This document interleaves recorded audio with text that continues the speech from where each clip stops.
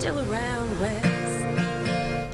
The explosion in West, 1 year later. Jennifer Janik wrote that song 2 days after the disaster, and Donna Beckham sang it live on a TV broadcast this week. The performance moved West Mayor Tommy Muska to tears. Certainly a solemn observance in this small community exactly 1 year ago since the fertilizer plant tragedy that killed 15 people, injured hundreds, and damaged or destroyed some 200 homes. KXAN's David Scott has more from the night of the memorial service. The West Community Baseball Diamonds, a field of dreams, turned a nightmare exactly a year ago when this became the initial emergency triage area to handle hundreds of injured people.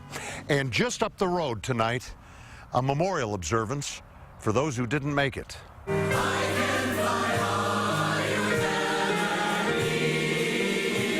In this town of 2,813 people, everyone remembers that night, the panic and pain, the death and destruction. The mayor recalls that virtually every city officer lost their home, but immediately got to work rebuilding the town. And they put aside their personal tragedies and worked at this town. I don't know if you can find anybody that can lay a candle to those people. Those people are top shelf. Some 100 families remain displaced, hoping to get home this year.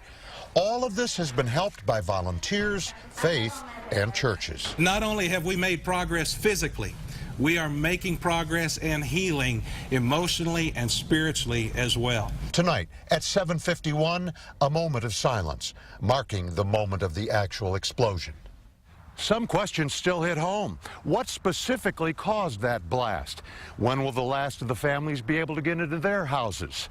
And what are they going to do with all the ammonium nitrate not stored so safely around Texas? Questions for another day. Tonight was for remembering. In West, David Scott, KXAN News.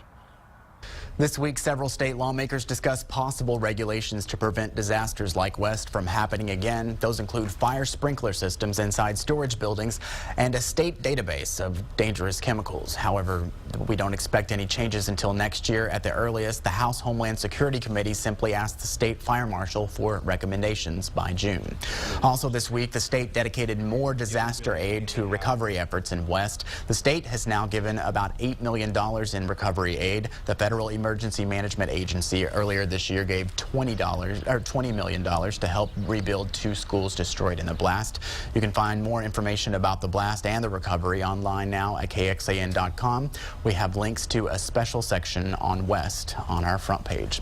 Thank you for watching State of Texas in Depth. Join us every Sunday morning at 8:30. Meet the Press is coming up in just a few minutes. Have a great day.